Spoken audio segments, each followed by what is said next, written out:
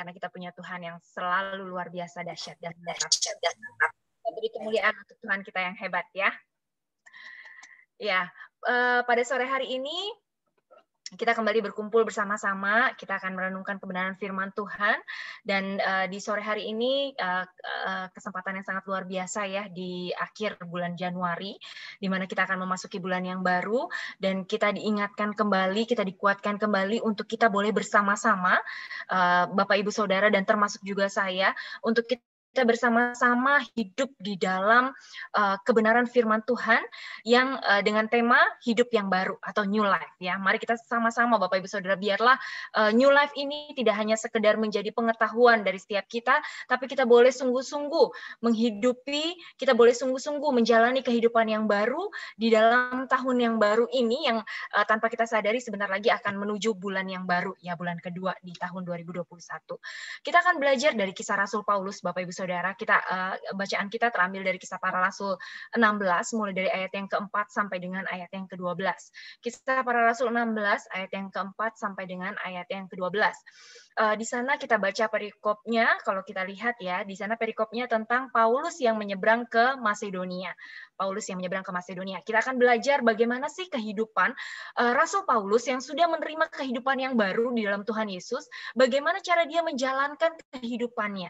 Dan kita akan belajar sama-sama melalui kehidupan Rasul Paulus ini, dan kita juga akan belajar melalui teladan beliau untuk kita boleh menerapkan kehidupan yang baru ini di dalam kehidupan kita hari lepas hari. Amin. Kita belajar ada 3 hal yang akan kita pelajari bersama yang akan disingkat dengan HIT ya, HIT, hit ya. Jadi kita belajar yang pertama Bapak Ibu Saudara itu dari Kisah Para Rasul 16 mulai dari ayat yang keempat ya, Kisah Para Rasul 16 ayat yang keempat. Firman Tuhan berkata, dalam perjalanan keliling dari kota ke kota, Paulus dan Silas menyampaikan keputusan-keputusan yang diambil para rasul dan para penatua di Yerusalem dengan pesan supaya jemaat-jemaat menurutinya. Jadi poin pertama yang kita bisa pelajari dari ayat ini Bapak Ibu Saudara, kalau kita perhatikan waktu Rasul Paulus berjalan dari kota ke kota, Paulus dan Silas ya, nggak cuma Paulus sendiri, tapi Paulus dengan teman-temannya, di sana yang Rasul Paulus lakukan adalah bukan menyampaikan keinginan-keinginan dia tidak sedang berorasi tentang betapa hebatnya pekerjaan yang dia lakukan, enggak sama sekali, tapi yang Rasul Paulus lakukan adalah menyampaikan keputusan-keputusan yang diambil para rasul dan para penatua di Yerusalem dengan pesan supaya jemaat-jemaat menurutinya. Dengan kata lain, bahwa Rasul Paulus jalani di dalam kehidupannya adalah dia hidup di dalam panggilan Tuhan. Dia tidak hidup di dalam agenda dia sendiri, dia tidak berusaha untuk mencari kepentingannya sendiri, dia tidak berusaha untuk, dia tidak dikatakan di sana ya, dia berkeliling dari kota ke kota untuk mencari bahan makanan untuk dia kumpulkan, untuk dia makan. Tidak dikatakan juga di sana bahwa dia keliling dari kota ke kota untuk dia mencari uang sebanyak-banyaknya untuk dia simpan, sama sekali tidak dikatakan seperti itu, tetapi dia pergi dari kota ke kota untuk melakukan satu agenda istimewa, yaitu menyampaikan apa yang Tuhan mau dia lakukan di dalam kehidupannya. Jadi satu hal yang kita bisa pelajari bersama-sama dari kisah kehidupan Rasul Paulus, beliau hidup di dalam panggilan Tuhan ya. Mari kita sama-sama merenungkan hari ini, ketika kita pergi bekerja, apakah yang kita sedang lakukan, kita sedang mencari kepentingan-kepentingan dan keinginan-keinginan kita sendiri? Apakah kita terlalu sibuk menghabiskan pikiran, perasaan, dan kehendak kita, menghabiskan seluruh waktu di dalam kehidupan kita untuk hanya berfokus pada mencari apa yang kita hendak makan, apa yang hendak kita minum, apa yang hendak kita pakai? Atau kita terlalu sibuk untuk mengumpulkan pundi-pundi kita sebanyak-banyaknya tanpa kita sadari kita sudah melupakan tujuan utama kenapa kita harus ada di dunia ini. Tujuan utama kenapa kita harus ada dan bekerja selama kita ada di dunia ini. Bapak Ibu Saudara, hidup ini begitu singkat. Waktu yang ada begitu cepat sekali berlalu. Tanpa kita sadari, kalau kita ingat beberapa waktu yang lalu, saudara kita yang sangat kita kasihi, Aika Kesia dan suami tercinta ya Bapak Ibu Saudara, pribadi yang begitu ceria, pribadi yang begitu sehat, pribadi yang begitu kita lihat begitu memberkati kehidupan kita. tanpa kita sadari ternyata waktu sudah berlalu begitu cepat dan ternyata dia sudah nggak ada lagi bersama-sama dengan kita. Kehidupan manusia itu begitu singkatnya. Kehidupan manusia ini kita semua tinggal nunggu antrian. Kita nggak tahu kapan waktunya dan saatnya kita dipanggil pulang oleh Tuhan. Suatu ketika saya pernah mengadakan survei, Bapak Ibu.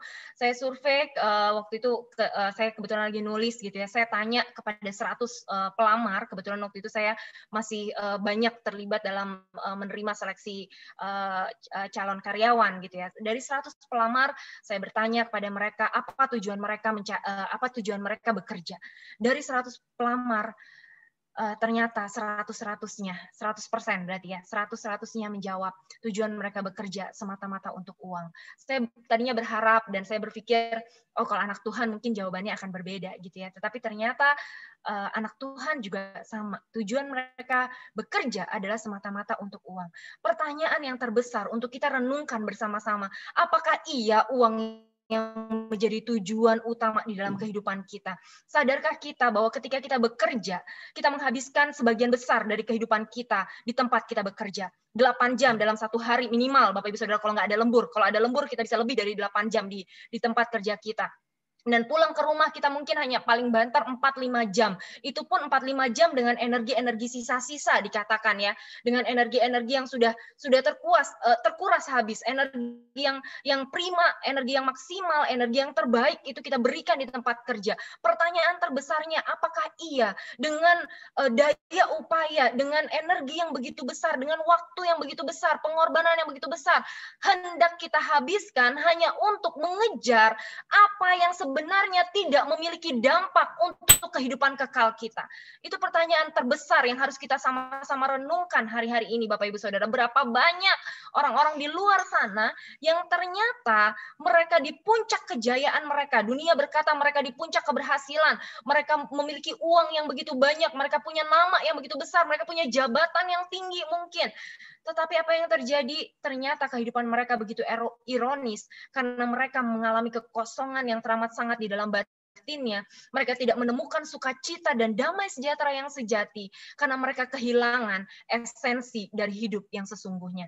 Bahwa manusia hidup memang tidak diciptakan untuk mencari uang. Uang bukanlah tujuan utama di dalam kehidupan kita, tetapi manusia hidup untuk memenuhi rencana dan panggilan Tuhan di dalam kehidupan ini. Kita ada untuk memenuhi tujuan kenapa kita diciptakan di dunia ini. Kita bekerja bukan supaya kita mendapatkan berkat, Bapak Ibu Saudara, tapi kita bekerja untuk menyalurkan berkat yang terbaik dari Tuhan yang sudah kita terima melalui kematiannya di atas kayu salib. Kita harus menyadari bahwa kehadiran kita di tempat kerja bukanlah untuk mengemis-ngemis mencari uang ya Bapak Ibu Saudara. Jangan biarkan fokus kita menjadi beralih, fokus kita menjadi bergeser, kita menjadi melupakan apa yang menjadi tujuan utama di dalam kehidupan kita sebagai manusia-manusia yang memiliki kehidupan yang baru. Mari kita bersama-sama memiliki fokus hidup yang benar. Kita berfokus kepada tujuan panggilan ilahi di dalam kehidupan kita dan bukan berfokus pada keinginan kita sendiri, Bapak Ibu Saudara. Hidup ini begitu singkat, jangan sampai kita menyesal, jangan sampai setelah kita udah nggak bisa apa-apa, kita udah nggak punya energi, kita udah nggak punya kesehatan, kita udah nggak punya kekuatan lagi, baru kita mau menyesali segala sesuatunya. Jangan sampai seperti itu. Tapi biarlah kita boleh memanfaatkan waktu-waktu yang ada hari-hari ini untuk sungguh-sungguh memenuhi panggilan Tuhan, untuk sungguh-sungguh melakukan perkara-perkara yang Tuhan rindu kita lakukan di dalam kehidupan ini, Bapak Ibu Saudara. Amin. Kita bersama-sama melakukan apa yang Tuhan rindu kita lakukan di dalam kehidupan ini. Hidup kita bukan lagi berbicara tentang diri kita lagi, tapi hidup kita berbicara tentang rencana Tuhan, kehidupan Kristus yang nyata di dalam diri kita. Biarlah kehidupan setiap kita mencerminkan kemuliaan Kristus. Dalam 1 Tesalonika 2 ayat 2-6, Rasul Paulus berkata, 1 Tesalonika 2 ayat 2-6, Rasul Paulus berkata, tetapi sungguh pun kami sebelumnya, seperti kamu tahu, telah dianiaya dan dihina di Filipi, namun dengan pertolongan Allah kita, kami beroleh keberanian untuk memberitakan Injil Allah kepada kamu dalam perjuangan yang berat. Sebab nasihat kami tidak lahir dari kesesatan atau dari maksud yang tidak murni, dan juga tidak disertai tipu daya. Sebaliknya, karena Allah telah menganggap kami layak untuk mempercayakan Injil kepada kami. Karena itulah kami berbicara bukan untuk menyukakan manusia, melainkan untuk menyukakan Allah yang menguji hati kita. Karena kami tidak pernah bermulut manis, hal itu kamu ketahui, dan tidak pernah mempunyai maksud loba, nggak pernah di dalam perjalanannya uang yang menjadi orientasinya, nggak pernah Bapak Ibu Saudara. Tetapi orientasi hidupnya adalah memberitakan Injil sukacita kerajaan Allah. Dia tahu bahwa dia ada untuk satu maksud dan tujuan Allah di dalam kehidupannya, sehingga dia melupakan segala agenda-agenda pribadinya, Bapak Ibu Saudara. Dia fokus kepada tujuannya, ya. Dikatakan di sana tidak ada maksud loba yang tersembunyi. Allah adalah saksi. Juga tidak pernah kami mencari pujian dari manusia, baik dari kamu maupun dari orang-orang lain. Sekalipun, Bapak Ibu Saudara, sekalipun kami dapat berbuat demikian sebagai rasul-rasul Kristus. Dia sama sekali tidak dibelokkan, sama sekali tidak memutar fokusnya, sama sekali tidak berubah orientasinya, sekalipun sebenarnya dia punya kesempatan untuk itu semua, karena dia tahu bahwa dia hidup sungguh untuk memuliakan Allah. Dia bukan hidup untuk dirinya lagi, tetapi dia hidup untuk memberitakan pekerjaan-pekerjaan Tuhan yang begitu besar di dalam kehidupannya. Dia hidup untuk memberitakan Injil kerajaan Allah, sampai setiap lutut bertelut dan setiap mulut mengaku bahwa Yesus Kristus adalah Tuhan. Itu tujuan utama di dalam kehidupannya dan tidak ada tujuan yang lain. Dia sungguh fokus kepada tujuannya. Hari ini, mari Bapak Ibu Saudara dan saya juga masih belajar, Bapak Ibu. Mari kita sama-sama hidup di dalam kehidupan yang baru. Mari kita jangan sampai kita galvok, ya, jangan sampai kita gagal fokus. Mari kita sama-sama bersama-sama bergandengan tangan. Kita bekerja, kita hidup. Jangan melupakan tujuan utama kenapa kita harus ada di dunia ini. Jangan pernah lupakan tujuan utama kenapa kita harus lahir di bumi ini. Jangan pernah lupakan agendanya Tuhan yang terutama di dalam kehidupan kita. Tapi biarlah kita menyadari sungguh bahwa kita ada untuk memenuhi panggilannya. Memberitakan Injil bagi dunia ini, Bapak Ibu Saudara. Beritakan Injil bagi dunia ini. Mereka melakukan pekerjaan, Rasul Paulus dan teman-temannya, mereka melakukan pekerjaan bukan untuk agenda mereka sendiri. Marilah kita sama-sama juga menyadari, di dunia ini kita punya mandat. Ya, di dunia ini kita punya tugas yang begitu besar. Sebagai duta besar kerajaan Allah, Bapak Ibu Saudara. Sebagai duta besar, sebagai perwakilan Allah di dunia ini. Ambasador, kita ini adalah ambasador, duta besar kerajaan Allah. Kita ada di dunia ini bukan untuk nama kita, bukan untuk membesarkan nama kita, bukan. Tapi kita ada untuk membesarkan nama pencipta kita. Mari kita sadari, jangan biarkan kehidupan kita diseret dan dipikat oleh keinginan-keinginan daging kita, tapi biarlah hidup kita boleh berfokus pada panggilan Tuhan di dalam kehidupan kita, Bapak Ibu Saudara. Kita boleh menyadari bahwa keinginan-keinginan daging itu sumbernya adalah hawa nafsu dunia yang pada akhirnya justru menjauhkan kita dari Tuhan, dan tanpa kita sadari ketika kita mengikuti hawa nafsu kita, ketika kita berfokus pada hal-hal yang tidak bersifat kekal, Bapak Ibu Saudara, kita berfokus pada harta, tahta, wanita atau pria gitu ya. Kita berfokus pada hal-hal yang sifatnya fana, yang hanya kita akan habiskan di dunia ini saja. Maka sebenarnya baik kita sadari atau tidak, kita sedang menjadikan diri kita sebagai seteru-seterunya Allah. Mari kita lihat di Yakobus 4 ayat 1 sampai 4. Yakobus 4 ayat 1 sampai 4, Bapak Ibu Saudara, kalau kita membiarkan diri kita tanpa disadari, fokus kita menjadi bergeser, kita nggak lagi melakukan apa yang Tuhan mau kita lakukan di dalam kehidupan kita, tapi kita terlalu sibuk pengen memuaskan keinginan kita mau mengikuti apa yang kita mau gitu ya, semuanya saya, aku, dan aku, tanpa kita sadari hawa nafsu itu yang akan menguasai kita, dan kita akan semakin jauh dari rencana Tuhan. Yakobus 4 ayat 1 sampai 4, dari manakah datangnya sengketa dan pertengkaran di antara kamu? Bukankah datangnya dari hawa nafsumu yang saling berjuang di dalam tubuhmu? Jadi mengakibatkan pertengkaran, Bapak Ibu Saudara, seringkali menjadi permasalahan, seringkali menjadi persoalan di dalam kehidupan kita. Kenapa? Karena kamu mengingini sesuatu, tapi kamu tidak memperolehnya. Lalu kamu membunuh, kamu iri hati, tapi kamu tidak juga mencapai tujuanmu. Lalu kamu bertengkar dan kamu berkelahi. Kamu tidak memperoleh apa-apa karena kamu tidak berdoa. Atau kamu berdoa juga, tetapi kamu tidak menerima apa-apa. Kenapa kita berdoa tapi kita nggak menerima apa-apa? Karena firman Tuhan yang berkata, Bapak Ibu Saudara, kamu salah berdoa. Sebab yang kamu minta itu hendak kamu habiskan untuk memuaskan hawa nafsumu. Bapak Ibu Saudara, kadang-kadang kita gagal fokus, kita terus berdoa minta Tuhan.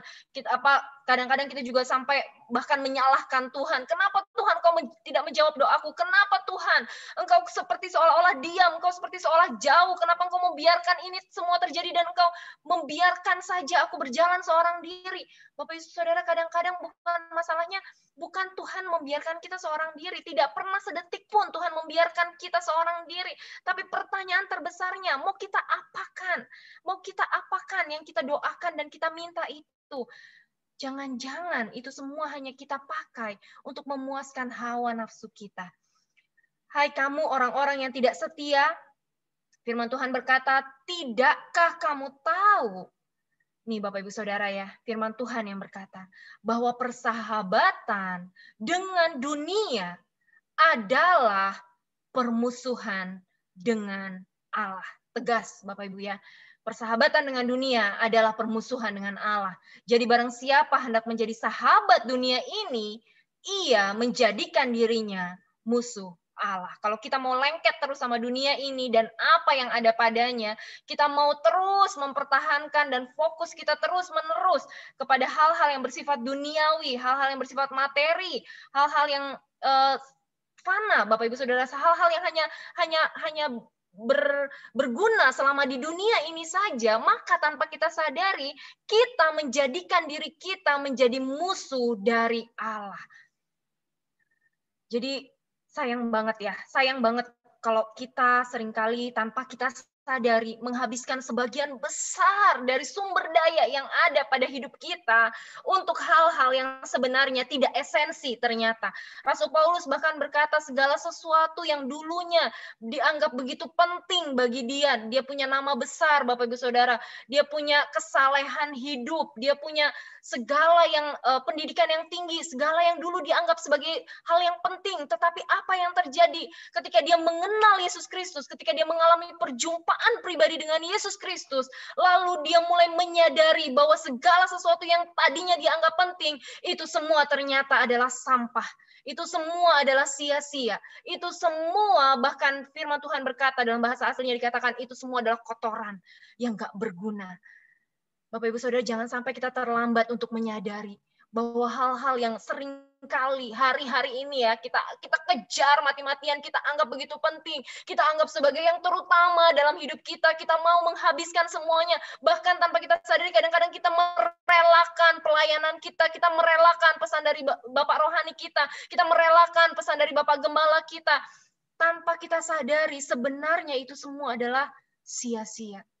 Mari kita pergunakan waktu yang ada, yang singkat ini secara bijaksana. Dengan bertanggung jawab, kita menjadikan Tuhan sebagai prioritas utama di dalam kehidupan kita. Amin.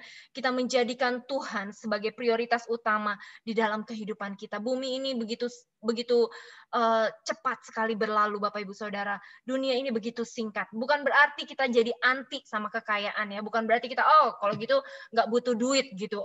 Munafik lah ibu ini gitu. Kayaknya nggak butuh duit. Enggak, Bapak Ibu Saudara. Bukan berarti saya mau berkata bahwa kita nggak butuh duit. Bukan. Duit itu adalah tuan yang jahat, Bapak Ibu. Duit kalau kita jadikan dia menjadi tuan kita, dia adalah tuan yang jahat. Tetapi duit seharusnya adalah menjadi hamba kita, menjadi alat bagi kita untuk kita boleh memperlebar kerajaan Allah di bumi ini sama seperti di surga nanti. Duit hanyalah alat, Bapak Ibu Saudara. Uang bukan yang terutama di dalam kehidupan ini. Uang bukanlah segala-galanya. Tapi uang hanyalah alat yang dipakai untuk membantu kita untuk melayani Tuhan, untuk mencapai tujuan Tuhan di dalam kehidupan ini. Jangan sampai salah fokus kita. Yeremia 9 Yeremia 9 ayat 23 sampai 24. Yeremia 9 ayat 23 sampai 24, firman Tuhan berkata, beginilah firman Tuhan, janganlah orang bijaksana bermegah karena kebijaksanaannya. Janganlah orang kuat bermegah karena kekuatannya. Janganlah orang kaya bermegah karena kekayaannya. Tetapi siapa yang mau bermegah, baiklah bermegah karena yang berikut, bahwa ia memahami dan mengenal aku, bahwa akulah Tuhan yang menunjukkan kasih setia, keadilan, dan kebenaran di bumi.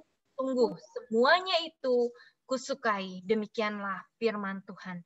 Jadi jangan biarkan kita mau bermegah, kita mau berfokus pada hal-hal yang sifatnya fana untuk kita jadikan alat untuk kita memegahkan diri ya. Tapi biarlah kalaupun kita mau bermegah, kita bermegah karena kita punya Tuhan yang begitu baik, yang begitu mengasihi kita, yang begitu mencintai kita, yang senantiasa menunjukkan kasih setia dan keadilan dan kebenaran di bumi ini. Bapak Ibu Saudara, amin. Dia yang mengenyangkan jiwa kita, dia yang mengenyangkan hasrat kita dengan segala kebaikan. Biarlah setiap orang yang berjumpa dengan kita, mereka boleh melihat pribadi Tuhan yang dahsyat, yang luar biasa melalui kehidupan setiap kita. Amin. Kita ada bukan untuk agenda kita pribadi, tapi kita ada untuk menyatakan pribadi Kristus yang luar biasa melalui kehidupan kita. P yang pertama, tadi H yang pertama, hidup di dalam panggilan Allah. Amin. Hidup di dalam panggilan Allah. Dan sekarang kita akan ke poin yang kedua, Bapak Ibu Saudara, I. Poin yang kedua kita ambil dari Kisah Para Rasul 16 ayat yang kelima. Kisah Para Rasul 16 ayat yang kelima. Poin yang kedua adalah iman, Bapak Ibu Saudara. Orang yang mengalami kehidupan yang baru, dia akan hidup di dalam iman. Demikianlah jemaat-jemaat diteguhkan dalam iman dan makin lama makin bertambah besar jumlahnya. Ya, orang yang hidup di dalam kehidupan yang baru, hidupnya bukan dari apa yang dilihat oleh matanya. Amin. Bukan hidup dari penglihatan. Kita seringkali kalau kita nggak lihat, kita nggak percaya gitu ya. Tetapi firman Tuhan mengajarkan kepada kita, kita hidup bukan karena melihat, tetapi karena percaya. Amin. Iman dan kepercayaan kepada Yesuslah yang akan membuat kita menjadi pribadi yang kokoh, membuat kita menjadi pribadi yang tahan apapun keadaannya dan apapun kondisinya. Sekalipun kita tidak melihat, sekalipun kita belum memahami jalan-jalannya Tuhan, tetapi imanlah yang membuat kita dapat tetap teguh berdiri dan kita tetap setia di dalam panggilan Tuhan. Rasul Paulus, kalau tadi kita juga belajar bersama-sama dari kisah bacaannya, dia mengalami penganiayaan yang berat, dia mengalami situasi yang tidak mengenakan sebenarnya. Secara kasat mata, Bapak Ibu Saudara, secara kasat mata kalau dia tidak memiliki iman kepada Yesus, kalau dia hanya berdasarkan pada penglihatannya, pada apa yang dia alami, apa yang dirasakan oleh tubuhnya, tidak mungkin dia bisa bertahan sedemikian. Tetapi yang membuat dia bertahan begitu kuat, yang membuat dia tetap berdiri teguh dan tetap setia pada panggilannya adalah iman kepada Yesus. Apa yang tidak dilihat, Bapak Ibu Saudara, Ibrani 11 ayat 1, firman Tuhan berkata, Ibrani 11 ayat 1, mari Bapak Ibu Saudara kita baca sama-sama ya. Bapak Ibu di rumah boleh baca sama-sama. Ibrani 11 ayat yang pertama, kita baca 2, 3. Iman adalah dasar dari segala sesuatu yang kita harapkan dan bukti dari segala sesuatu yang tidak kita lihat. Waktu kita belum melihat, bukan berarti nggak ada. Waktu kita belum melihat, bukan berarti Tuhan nggak setia. Waktu kita belum melihat, bukan berarti Tuhan ingkar janji. Waktu kita belum melihat, bukan berarti Tuhan membiarkan kita seorang diri. Waktu kita belum melihat, bukan berarti Tuhan tidak setia dan melupakan janji-janjinya terhadap kita. Enggak, Bapak Ibu Saudara. Tetapi iman adalah dasarnya. Kalau Bapak Gembala sering kasih contoh, ilustrasi, iman itu ibarat kita membayar DP, ya, down payment. Waktu kita membayar DP, kita beli kendaraan, misalnya kita beli motor, waktu kita sudah bayar down payment, sekalipun itu belum lunas dibayar, kita sudah terima kwitansi pembayaran, kita sudah penuh dengan kepercayaan, kita sudah yakin dan hati kita sudah berbunga-bunga, kita tahu bahwa nggak lama lagi kita akan melihat motor itu atau kendaraan itu ada bersama-sama dengan kita. Apa yang membuat kita bisa percaya? Karena kwitansi itu, down payment itu, gitu ya. Nah, sama juga halnya dengan iman, Bapak Ibu Saudara. Sekalipun hari ini kita belum melihat, tapi biarlah iman kita kepada Tuhan, kepercayaan kita kepada Tuhan membuat kita boleh tetap kuat ya. Walaupun kita belum melihat, namun iman itu adalah buktinya, Bapak Ibu Saudara. Iman adalah buktinya. 1 Yohanes 5 ayat 4 sampai 5. 1 Yohanes 5 ayat 4 sampai 5. Kalau tadi kita lihat di Yakobus bahwa ketika kita bersahabat dengan dunia, maka kita sedang menjadikan diri kita menjadi seteru-seterunya Allah, atau kita bermusuhan dengan Allah gitu ya. Tapi sebenarnya destiny kita, kalau kita mau menyadari, kebenaran firman Tuhan secara tegas berkata bahwa sebenarnya kita tidak diciptakan untuk menjadi seteru-seterunya Allah. Kita tidak diciptakan untuk menjadi musuhnya Allah. Tetapi justru sebaliknya, kita diciptakan oleh Tuhan untuk menjadi pribadi yang mengalahkan dunia ini, Bapak Ibu Saudara. Dikatakan firman Tuhan, sebab semua yang lahir dari Allah, katanya apa?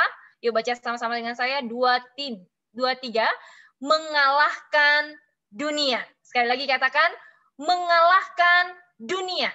Destiny kita bukanlah untuk kalah dengan dunia ini, destiny kita bukanlah untuk bersahabat dengan dunia ini dan menjadi seteru dari Allah atau menjadi lawan Allah, tetapi destiny kita adalah untuk mengalahkan dunia ini. Karena pribadi yang sudah mengalahkan dunia ini, Yesus Kristus namanya, pribadi yang sudah mati di atas kayu salib 2000 tahun yang lalu, mengalahkan segala kuasa, bahkan kuasa maut, kuasa kematian sudah dikalahkan, kuasa kejahatan semuanya sudah dikalahkan. Dia yang sudah mengalahkan dunia, dia ada di dalam setiap kita, dan setiap kita yang lahir dari Allah, destiny kita adalah untuk mengalahkan dunia ini. Amin. Dan inilah kemenangan yang mengalahkan dunia. Apa itu? Iman kita, Bapak Ibu Saudara. Iman kita lah. Ya, siapakah yang mengalahkan dunia? Selain daripada dia yang percaya bahwa Yesus adalah anak Allah. Wow, luar biasa ya, luar biasa banget. Jadi saya sendiri takjub banget Bapak Ibu Saudara diingatkan kembali dengan kebenaran firman ini. Siapa sih yang bisa mengalahkan dunia ini selain daripada dia yang percaya bahwa Yesus adalah anak Allah. Nah, seberapa dari kita yang percaya bahwa Yesus adalah anak Allah? Boleh lambaikan tangannya. Kita semua percaya bahwa Yesus adalah anak Allah, amin. Dan karena kita percaya bahwa Yesus adalah anak Allah, maka kita adalah orang-orang yang akan mengalahkan dunia ini. Amin.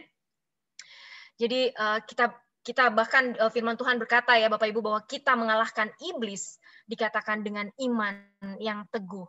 Kalau kita lihat di 1 Petrus 5 ayat 8 sampai 11, 1 Petrus 5 ayat 8 sampai 11 ada beberapa hal Bapak Ibu Saudara yang membuat kita tidak mengalami kehidupan yang baru. Salah satu di antaranya yang membuat kita tidak mengalami kehidupan yang baru adalah karena kita ditipu muslihat Bapak Ibu Saudara, karena iblis berusaha menipu kita, membohongi kita melalui apa? Melalui pola pikir kita Bapak Ibu Saudara. Dia menghembuskan cerita-cerita bohong, cerita-cerita dusta gitu ya. Di firman Tuhan berkata, sadarlah dan berjaga-jagalah, lawanmu si iblis berjalan keliling sama seperti singa yang mengaum-ngaum dan mencari orang yang dapat ditelannya. Kenapa dikatakan singa ya, iblis itu ya?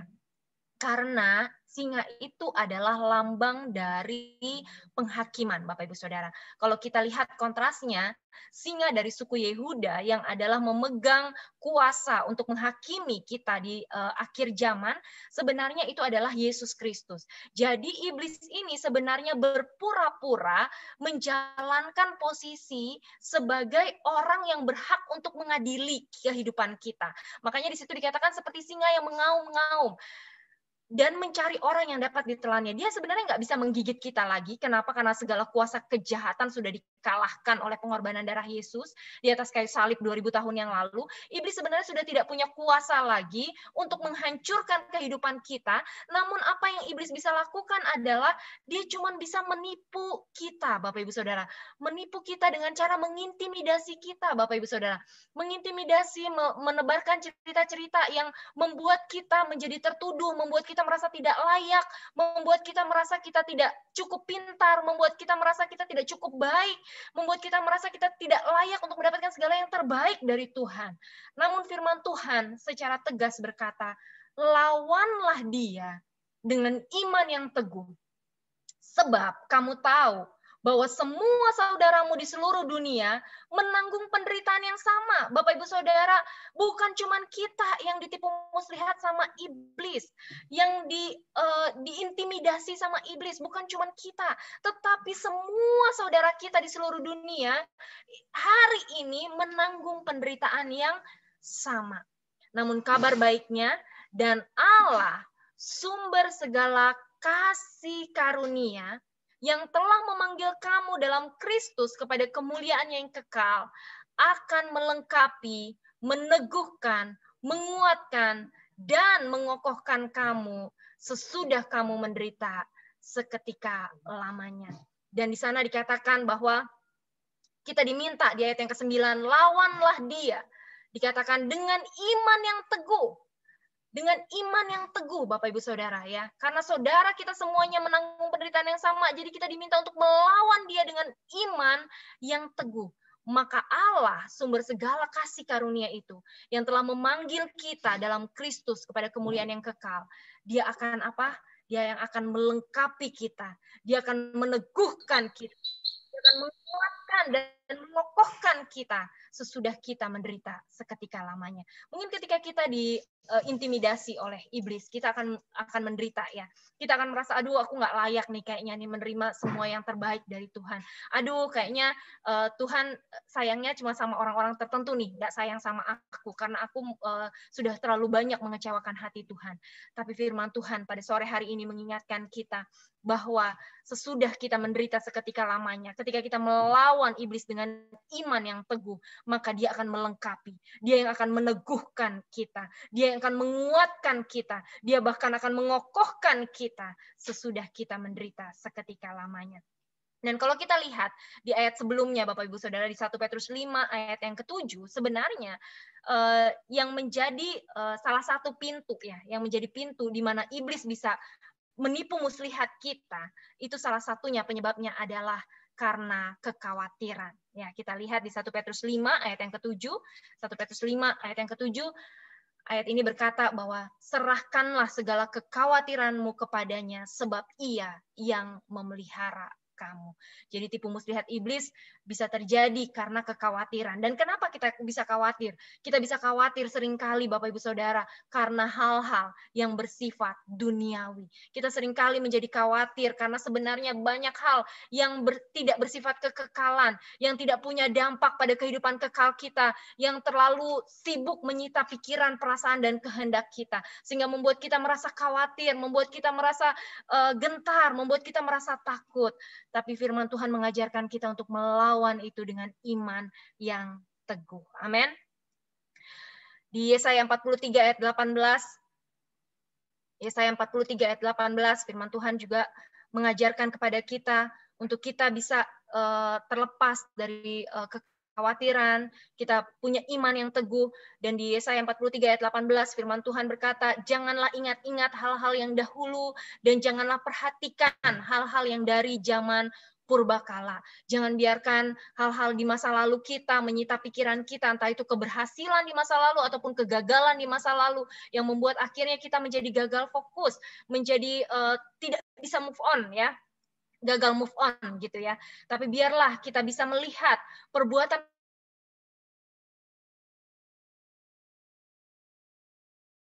Tuhan yang Bapak Ibu Saudara. Kita lihat di ayat berikutnya, Yesaya 43 ayat 19. Yesaya 43 ayat 19, dengan iman, kepercayaan kita bisa melihat Bapak Ibu Saudara, inilah janji Tuhan Dan kita boleh melihat sebagaimana Tuhan melihat. Firman Tuhan berkata, lihat, aku hendak membuat sesuatu yang baru, yang sekarang sudah tumbuh. Belumkah kamu mengetahuinya? Ya, aku hendak membuat jalan di padang gurun dan sungai-sungai di padang belantara. Wow, keren banget ya. Bapak Ibu Saudara, hari ini, kalau kita melihat, begitu banyak rasanya pintu yang sudah tertutup bagi jalan-jalan kita. Namun mari, jangan biarkan iman kita dipengaruhi oleh apa yang kita lihat oleh mata kita hari ini. Tetapi justru sebaliknya, ubah keadaan kita dengan terus memperkatakan apa yang hari ini kita belum lihat. Kita mulai mempercayakan bahwa sekalipun ribuan pintu sudah tertutup bagi jalan kita, namun Tuhan sanggup untuk membukakan satu pintu yang terbaik untuk kita boleh lalui dan kita boleh mengalami kemenangan di dalam Tuhan. Sekalipun berjuta-juta orang mungkin berusaha untuk menarik kita turun ke bawah, berusaha untuk menjatuhkan kehidupan kita, namun kita boleh bersandar pada satu keyakinan yang kokoh, bersandar pada satu batu karang yang teguh, yang selalu setia pada janji-janjinya, yang tidak pernah ingkar akan janjinya, bahwa Dia Tuhan yang mengangkat kehidupan kita, dan ketika Dia mengangkat kehidupan kita, tidak ada satu orang pun yang dapat menurunkan kita. Kalau Tuhan yang mengangkat hidup kita, tidak ada satu orang pun yang dapat merendahkan kita. Dia Tuhan yang mengubahkan si mandul yang tidak berarti, Hana, orang yang tidak dianggap oleh kaumnya, menjadi orang yang didudukkan bersama-sama dengan para bangsawan sebangsanya. Dia adalah orang pengubah sejarah kehidupan manusia. Dia adalah orang yang mengubah apa yang mustahil, apa yang tidak mungkin, apa yang kelihatannya tidak bisa terjadi bagi manusia, tetapi itu sangat mungkin bagi Tuhan. Marilah kita menyandarkan iman kita, kepercayaan kita pada satu pribadi yang sungguh setia. 2 Korintus 1 ayat 20, 2 Korintus 1 ayat 20, firman Tuhan berkata, 2 Korintus 1 ayat 20, mari Bapak Ibu Saudara kita baca sama-sama, 2, 3. Sebab Kristus adalah ya, bagi semua janji Allah.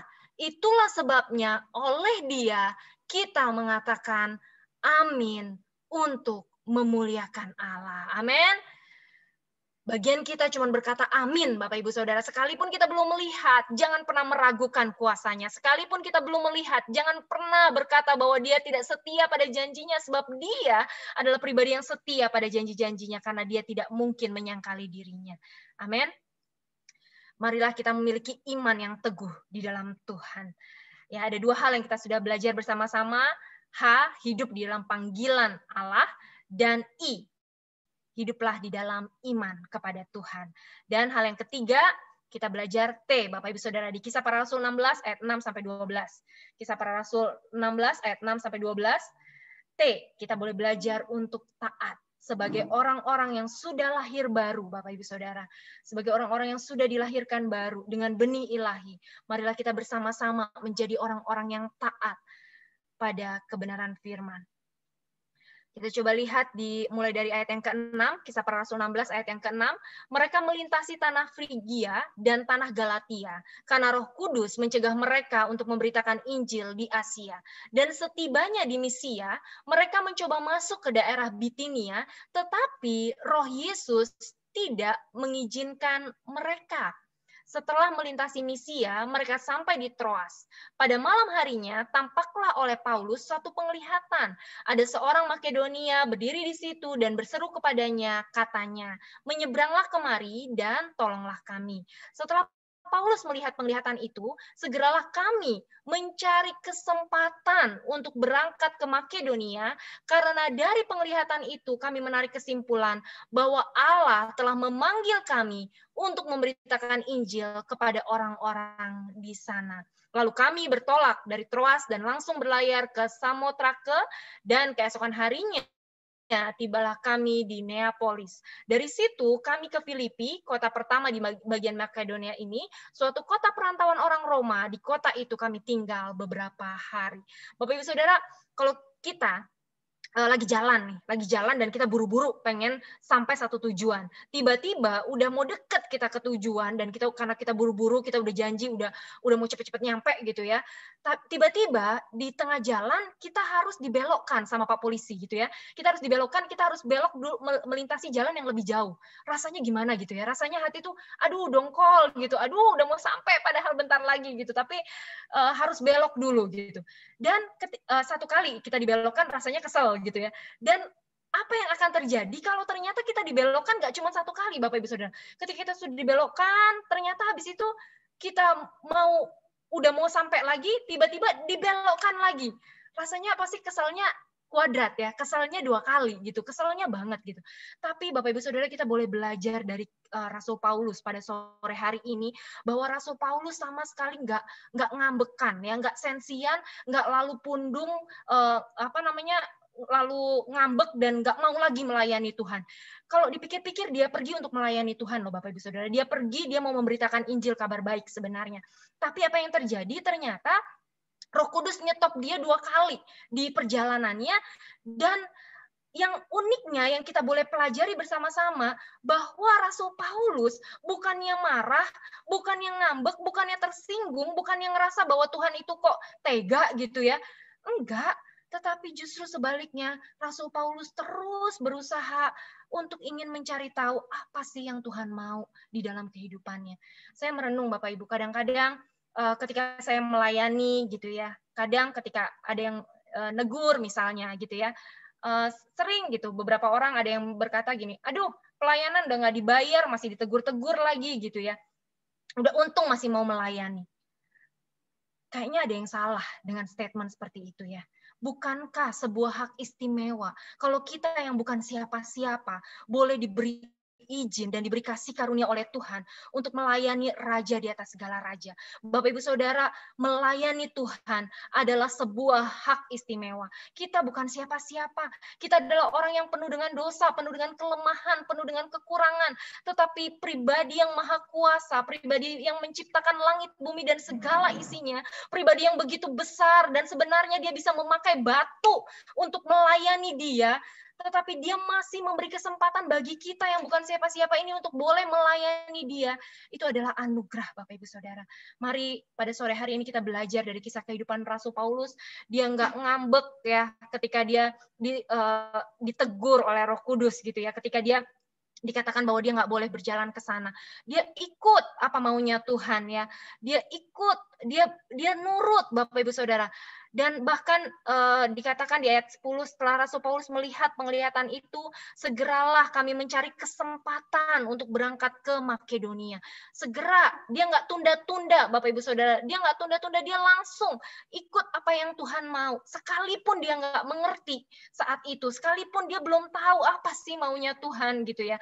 Tapi dia nurut, dengar, nurut baik-baik. Ikut Tuhan itu Bapak Ibu Saudara, yuk kita sama-sama yuk dengar, nurut saja baik-baik. Dan ternyata akibat dari Rasul Paulus yang nurut pada Roh Kudus, yang terjadi adalah kekristenan sejak saat itu menjadi mendapatkan pintu gerbang untuk bisa disebarkan ke seluruh dunia. Jadi karena ketaatan dari Rasul Paulus saat itu, kekristenan bisa masuk ke Roma, dan karena bisa masuk ke Roma, akhirnya kekristenan bisa sampai kepada setiap kita hari ini. Itu adalah akibat dari ketaatan Paulus. Jadi sekalipun Rasul Paulus pada saat itu tidak melihat, sekalipun Rasul Paulus pada saat itu tidak mengerti apa sih maunya Tuhan, tetapi dia terus-menerus belajar, rendah diri, Bapak Ibu, merendahkan dirinya, maksud saya, merendahkan hatinya ya, berusaha untuk menangkap apa yang Tuhan mau dia lakukan di dalam kehidupannya. Dia tidak berubah menjadi marah gitu ya, tidak berubah menjadi ngambek dan nggak mau lagi melayani Tuhan, enggak. Tapi justru sebaliknya, dia tetap setia, dia tetap ingin terus memahami apa yang Tuhan mau untuk dia lakukan. Banyak mungkin dalam kehidupan ini hal yang tidak kita pahami atau hal yang belum kita pahami. Namun mari pada sore hari ini kebenaran firman Tuhan mengajarkan kepada kita untuk kita boleh belajar, merendahkan diri kita, menyadari bahwa bukanlah kehendak kita, Bapak Ibu Saudara. Mari kita biarkan kehendak Tuhanlah yang terjadi dalam kehidupan kita. Ya kadang kita nggak ngerti ya, apa sih maksudnya, kenapa sih kok saya harus begini, kenapa sih kok saya harus begitu, kenapa ya kok kita diminta untuk melakukan ini dan melakukan itu yang kayaknya kadang kita ngerasa ini kok kayaknya nggak saya banget, ini kok kayaknya saya belum siap, ini kok kayaknya saya belum pantas, saya belum layak, dan lain sebagainya. Begitu banyak alasan dalam kehidupan kita gitu ya. Tapi mari kita bersama-sama menyadari bahwa Tuhan sedang mempersiapkan kita untuk satu rencananya yang agung dan mulia. Tangan Tuhan sedang merendak sebuah karya yang luar biasa di dalam kehidupan kita. Relakan diri kita, ya. Mari kita biarkan diri kita untuk terus-menerus dilayani oleh kebenaran firman, Bapak Ibu Saudara. Kita relakan diri kita, merendahkan hati kita, apapun kegiatan yang saat ini sedang direncanakan, sedang dilakukan oleh New Life. Yuk kita belajar sama-sama, ikut, dengar, nurut baik-baik. Roh Kudus itu bisa berbicara melalui berbagai macam cara. Salah satu di antaranya bisa berbicara melalui Bapak rohani kita, bisa berbicara melalui Bapak gembala kita, Bapak Ibu Saudara. Jadi yuk belajar nurut baik-baik. Apapun program yang hari ini New Life lakukan, Bapak Ibu Saudara, itu bukan program gereja, tetapi itulah yang Tuhan rindu ingin kita lakukan hari-hari ini. Belajar taat, belajar nurut, walaupun kadang kita, aduh gimana ya, kok kayaknya nggak mudah, ada challenge ini, ada challenge itu, ada banyak hal yang harus kita pikirkan, tapi yuk mari kita memiliki hati yang rendah hati, hati yang mau dengar, hati yang mau nurut. Apapun program yang hari ini disediakan oleh Bapak Ibu Gembala, itu adalah rencana Tuhan yang Tuhan mau untuk kita mengupgrade diri, untuk kita terus bertumbuh di dalam pengenalan yang benar akan pribadi Kristus, supaya kita boleh semakin mengerti rencananya dan kita boleh semakin maksimal hidup di dalam panggilannya. Amin. Kita boleh semakin maksimal hidup di dalam panggilannya. Family church jangan pernah ditinggalkan, Bapak Ibu Saudara. Mari kita sama-sama bersama-sama memakai waktu-waktu yang ada hari-hari ini, Bapak Ibu Saudara, untuk kita belajar taat, belajar mendengar kebenaran firman, belajar untuk diperbaharui kehidupan kita untuk kebenaran firman. Amsal 13 ayat 13. Amsal 13 ayat 13, firman Tuhan berkata, Amsal 13 ayat 13, luar biasa banget ya kita hari-hari ini, Bapak Ibu Saudara, kita sama-sama lagi belajar firman, kita mulai belajar dari kitab Kejadian.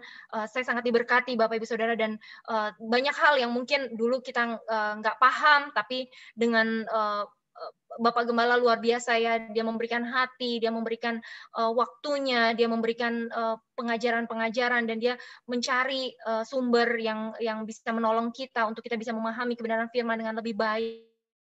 Dan saya yakin dan percaya ini adalah rencana Tuhan, sungguh anugerah dari Tuhan yang sangat luar biasa untuk setiap kita, Bapak Ibu Saudara. Jangan sia-siakan anugerah ini ya, jangan anggap sepi anugerah ini, tapi yuk kita nikmati, kita bersyukur atas anugerah, kita boleh belajar firman, mumpung masih bisa, mumpung masih sehat, mumpung telinga kita masih bisa dengar, mumpung mata kita masih bisa baca dengan jelas. Jangan nunggu sampai kita udah nggak bisa lagi gitu, baru akhirnya kita nyesel, aduh kemana aja gue selama ini gitu ya. Jangan, yuk mumpung masih bisa, mumpung masih ada waktu, mumpung masih ada kekuatan, mumpung masih ada kesehatan, mumpung masih diberi segala fasilitas ya. Kita zaman sekarang, zaman now, udah ada handphone, udah ada fasilitas yang memudahkan kita untuk kita bisa belajar firman. Yuk manfaatkan dengan baik.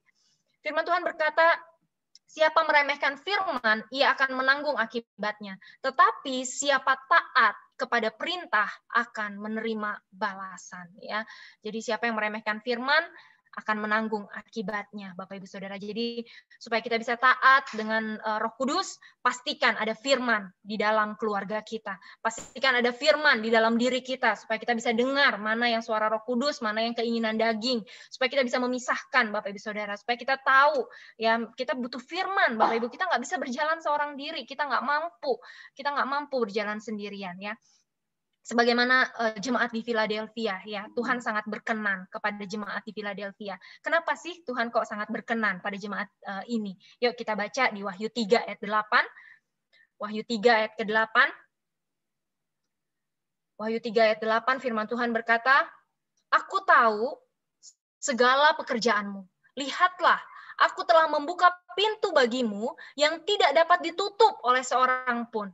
Aku tahu bahwa kekuatanmu tidak seberapa." Bapak Ibu Saudara, sering kita bilang, aku nggak bisa ini Tuhan, aku nggak bisa itu Tuhan, kekuatanku nggak seberapa Tuhan. Tapi Bapak Ibu Saudara, firman Tuhan berkata, bagaimana Tuhan sangat berkenan pada jemaat di Philadelphia. Kenapa? Bahwa sekalipun kekuatan mereka nggak seberapa, tapi firman Tuhan berkata apa? Namun engkau menuruti firman-Ku, dan engkau tidak menyangkal namaku. Ya, itulah yang membuat Tuhan sangat berkenan pada jemaat di Philadelphia. Sekalipun kekuatannya tidak seberapa, tapi dia menuruti firman Tuhan dan tidak menyangkal namanya.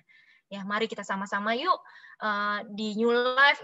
Bersyukur banget loh kita dapat kesempatan ya digembalakan di gereja yang sangat luar biasa ini. Enggak semua Bapak Ibu Saudara bisa mendapatkan hak istimewa, privilege seperti kita saat ini.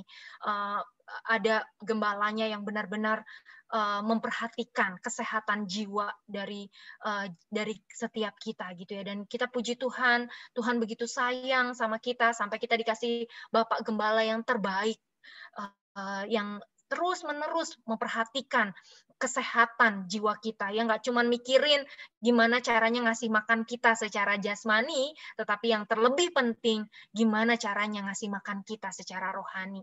Dan itulah yang terpenting, karena itulah yang berdampak pada kekekalan. Amin. Ayat terakhir, Zakaria 4 ayat 6, firman Tuhan berkata, Zakaria 4 ayat 6, yuk mari kita sama-sama menyadari, jangan mengandalkan diri kita pada kekuatan kita, pada kemampuan kita, tapi kita bersandar pada kekuatan dan kuasa Roh Tuhan. Zakaria 4 ayat 6, maka berbicaralah ia, katanya, inilah firman Tuhan kepada Zerubabel, bunyinya, bukan dengan keperkasaan dan bukan dengan kekuatan, melainkan dengan Rohku, firman Tuhan semesta alam. Bukan karena keperkasaan kita, bukan karena kekuatan kita, tapi kita hidup. Kita boleh ada sebagaimana kita ada hari ini, apa yang ada pada kita hari ini, itu semua karena Roh Tuhan ada di dalam setiap kita. Karena kasih-Nya yang begitu besar bagi setiap kita. Jadi ada 3 hal yang kita sudah pelajari bersama-sama pada sore hari ini, HIT. Ya. H, yang pertama, hidup di dalam panggilan Tuhan. I, iman. Orang yang memiliki kehidupan yang baru akan hidup di dalam iman. Dan T, hidup yang taat kepada perintah Tuhan. Terima kasih, Tuhan Yesus memberkati. Mari kita berikan kemuliaan bagi Tuhan Yesus. Terima kasih Bu Dita, sangat memberkati sekali. Thank you.